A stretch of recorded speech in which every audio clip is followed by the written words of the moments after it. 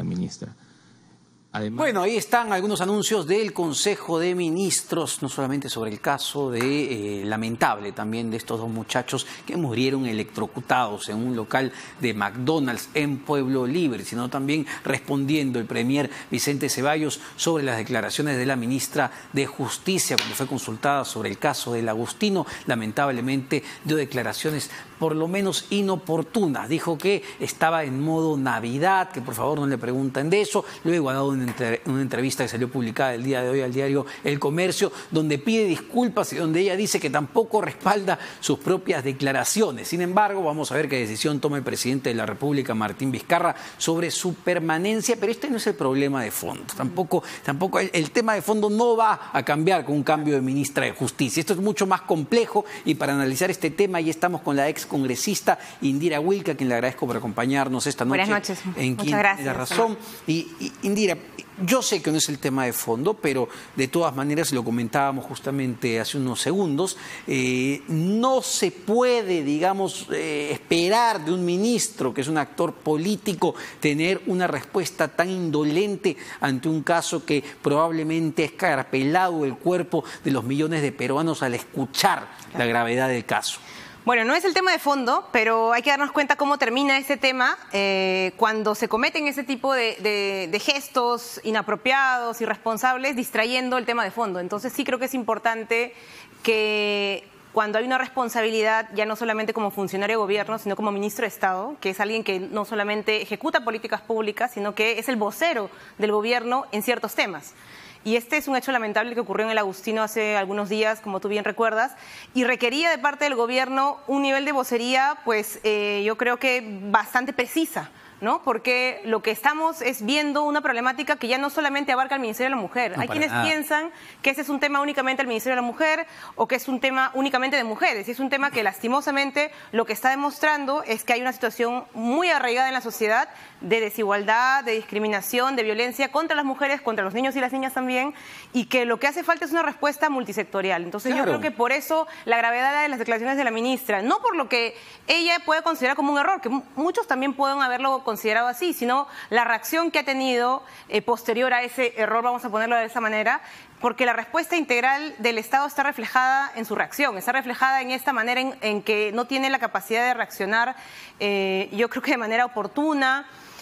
Como digo, no solamente señalando lo que el otro sector está haciendo, no solamente diciendo lo que está haciendo el Ministerio de la Mujer, o lo que está haciendo la Policía o el Ministerio del Interior, sino lo que su sector también tiene como responsabilidades en el marco de la ley. Sí, sin duda, ¿no? Este es un problema que involucra a múltiples sectores, a la propia sociedad civil. Estamos, yo lo decía al principio, para mí esto es una emergencia nacional. No es posible que solamente no hemos acabado la semana y ya tenemos 3 feminicidios y un intento de feminicidio en comas. Pero lo que yo te preguntaba, y para mí sigue siendo una paradoja, es cómo efectivamente, pese a que el Ejecutivo destina muchos más recursos, porque lo está haciendo, para el presupuesto del 2020 está destinando 572 millones, lo decía el premier, a la lucha contra la violencia de las mujeres. Sin embargo, esta mayor cantidad de dinero para esos programas no se traduce en menor violencia. Pasa que hay que analizar a qué estamos destinando el presupuesto y las energías del Estado, digamos, en esta problemática, ¿no? Y como estamos en una emergencia, hemos estado destinando nuestras energías, nuestra atención, sobre todo a la atención de los casos, sobre todo a la atención de las víctimas o sobre todo a intentar, digo intentar porque también esto hay que reconocer que no ha habido resultados óptimos, a intentar que cuando una víctima ha sido objeto de una agresión acceda a la justicia. Entonces estamos actuando cuando la situación de violencia ya se produjo, cuando una situación incluso grave como un feminicidio pues ya se concretó. Entonces lo que está faltando y en lo que hay que, creo ahora también pedir que hayan acciones con presupuesto es en la parte de prevención. Y la parte de prevención, Omar, no es un asunto declarativo, no es un asunto de buenas intenciones. Hay quienes piensan que cuando hablamos de prevención estamos hablando de todo y nada. Estamos hablando de políticas públicas sistemáticas, estamos hablando que la escuela sea un espacio que permita socializar adecuadamente a los futuros ciudadanos. O sea, porque acá hay un problema muy serio. La concepción en nuestra sociedad, en la sociedad peruana, es que la mujer puede ser objeto de ese tipo de agresiones y no pasa nada. Que en una pareja, perdóname, un varón, un compañero de una mujer puede matarla, puede controlarla, puede hacer, digamos, y tomar control de su vida a niveles tremendos y brutales como lo que estamos viendo. Entonces, Entonces, ¿qué es lo que hay que cambiar? Lo que hay que cambiar es la forma en la que nos vamos formando como ciudadanos y esta concepción que tenemos de cómo valoramos el ser hombre y ser mujer en una sociedad por como ejemplo, la peruana. ahí hay una responsabilidad tremenda también de parte de las instituciones educativas y de los colegios. Te pongo un ejemplo, pasa esto, un niño viene con un moretón en un colegio en los Estados Unidos, de inmediato, pero de inmediato se encienden todas las alarmas y empiezan a preguntarle al niño qué es lo que ha sucedido y le empiezan a preguntar qué es lo que está pasando en tu casa. Entonces vemos cómo se activa también la sociedad civil para denunciar el hecho y de manera automática el Estado empieza a funcionar para prevenir una situación de mayor violencia. Lamentablemente vemos que esos mecanismos en este país no funcionan. En nuestro país esos mecanismos de prevención que tú has señalado son muy incipientes, son muy básicos, ¿no? Por un lado, identificar las primeras alertas de violencia que se dan hacia los niños, que se dan hacia las niñas, violencia de todo tipo, violencia física, violencia psicológica, violencia sexual, Omar. O sea, claro, es algo que a veces no se quiere hablar, pero hay que decirlo con todas sus letras. La mayor cantidad de casos de violencia sexual hacia niñas se produce en el entorno cercano de la familia, el amigo, el primo, el tío, el personaje que entre comillas es de confianza para la familia. Entonces, por eso el Estado tiene la obligación, primero, de intervenir ante la menor alerta, pero el otro aspecto es no solamente intervenir cuando hay un hecho de violencia, sino formar a esos niños que, como estamos comprobando en casos como el del Agustino, tienen a padres que no van a poder garantizar una formación adecuada que los aparte de esa violencia. O sea, y esto yo quiero referirlo, Omar, al trabajo que se ha intentado hacer también desde el Parlamento, garantizando que, por ejemplo, tengamos una currícula educativa con enfoque de género. Hay quienes se han opuesto de una manera irracional a que este enfoque sea implementado en las escuelas de educación básica. Y yo diría irracional porque han intentado montar campañas de desinformación, mintiendo, ¿no? Mintiendo, diciendo que el enfoque de género tenía un objetivo, digamos, casi perverso hacia los niños, y lo que se busca es justamente cambiar esto. Y han esgrimido, quienes han levantado estas campañas de contrainformación, de mentiras, que, por ejemplo, lo que se está buscando es reemplazar el rol de los padres. Han dicho, no, con mis hijos no te metas, pero ¿qué le podríamos decir, por ejemplo, a los hijos de esta señora que fue asesinada, ¿no es cierto?, cuando su propio padre es el asesino de ellos? Entonces, lo que hace falta es que realmente el Estado tenga una labor, yo diría que más complementaria, activa, pero complementaria además en la formación de los niños y las niñas, y que no tengamos miedo a fomentar justamente una cultura democrática, una cultura igualitaria y respetuosa entre niños y niñas. Ahora, claro, y totalmente de acuerdo contigo, pero creo que esas medidas son importantes, se tienen que hacer, pero atacan el problema de fondo, pero en el mediano y largo plazo, porque estamos hablando de cambio de mentalidad, de alguna manera de cambiar el comportamiento, pero ¿qué hacemos en el corto plazo? Y ahí te planteo los problemas que vemos en la cadena de atención cuando se producen este tipo de emergencias, desde el policía que no atiende la denuncia de la persona o del vecino o de los hijos, hasta el fiscal que demora en entablar la denuncia o desestima la denuncia de la víctima, o el juez que simplemente por la carga procesal no le presta la debida atención a estos casos. Es decir, el sistema de justicia está fallando.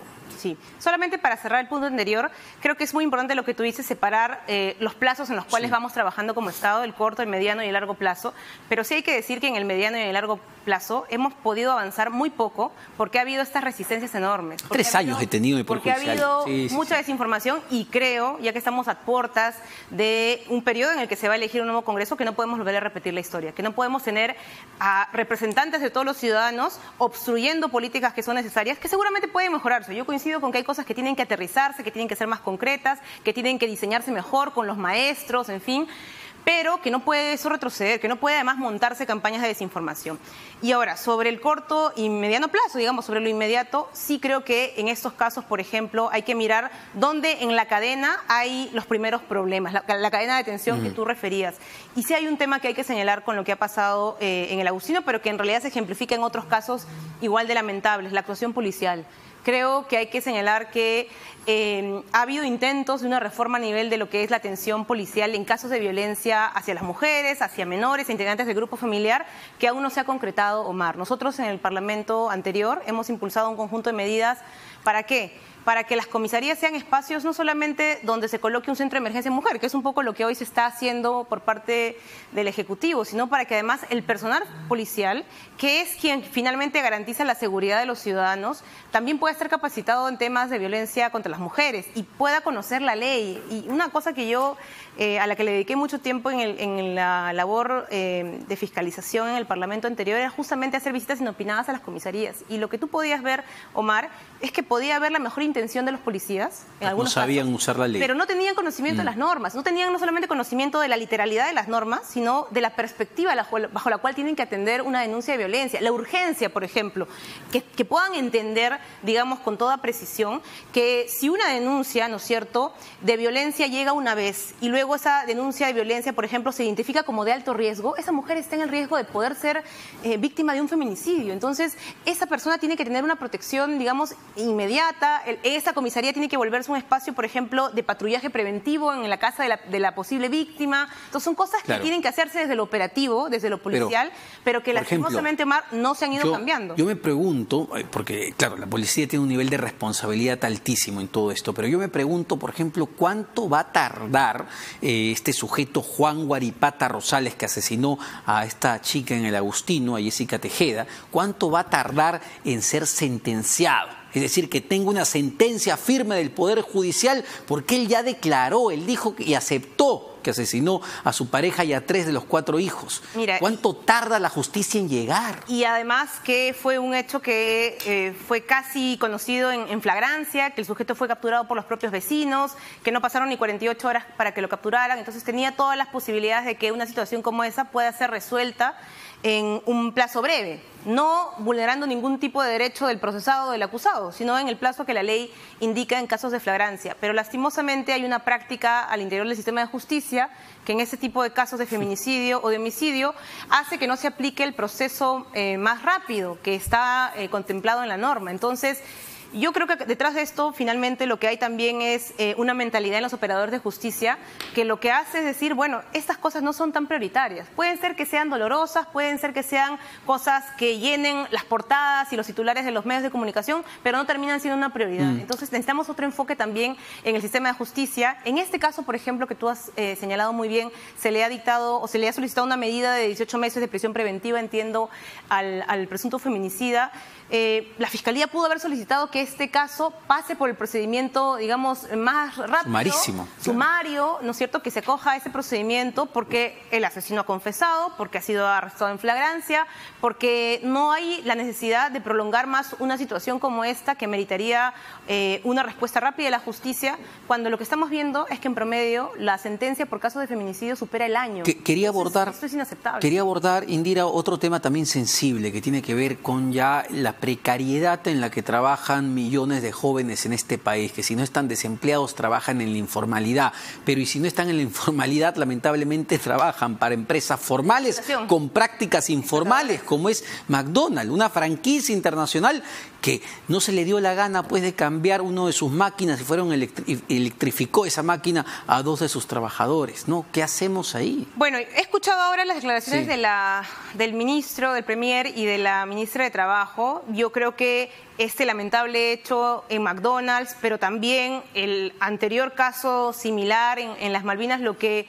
va ejemplificando es que estamos ante una situación de desprotección de los trabajadores, de desprotección tanto en la informalidad, que muchas veces hemos repetido, sí, hay que combatir la informalidad y hay que atacar la informalidad, y perfecto, entonces cuando se decía hay que atacar la informalidad, la respuesta, la única, o la respuesta hegemónica era, bueno, hay que flexibilizar las normas laborales, ¿no? Y entonces lo que estamos viendo es que flexibilizar las leyes laborales no ha servido de nada, sino para que en el sector formal también se, empiece a a aceptar esta práctica de desprotección de los trabajadores y llegamos a casos como el de McDonald's. Entonces, las normas de seguridad y salud en el trabajo no se cumplen, la inspección laboral estuvo debilitada. A mí me ha dado por lo menos cierta satisfacción escuchar al Premier decir que están corrigiendo cosas que van a dar más recursos de la a la propia inspección señora laboral. Cáceres se habían flexibilizado en SUNAFIL. O sea, SUNAFIL no podía inspeccionar, Omar, más de una vez al año una empresa, digamos, por medida de oficio de SUNAFIL. No podía hacerlo más de una vez al año. Entonces,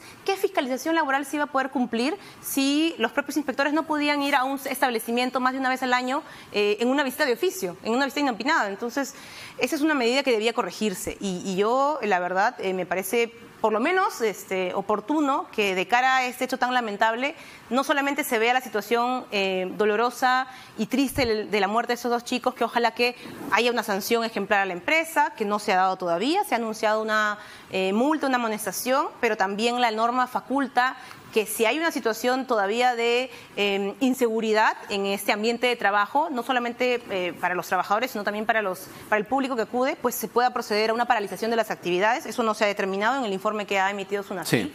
Pero que se vayan cambiando las normas que se flexibilizaron en los últimos años. Omar, en los últimos años, el discurso de los ministros de Trabajo y lastimosamente también de la señora Cáceres, que fue jefa de SUNAFIL, era que la inspección laboral era una traba para la inversión. Y yo creo que estamos ya en, digamos, un momento de la historia en la que usar este tipo de discursos maniqueos de que la inversión se traba cuando hay mayor seguridad es totalmente falso, ¿no? Claro, la inversión es bienvenida, la inversión ojalá que prospere, pero la inversión no puede darse a costa de los derechos de los trabajadores. Una última pregunta ya más de corte político.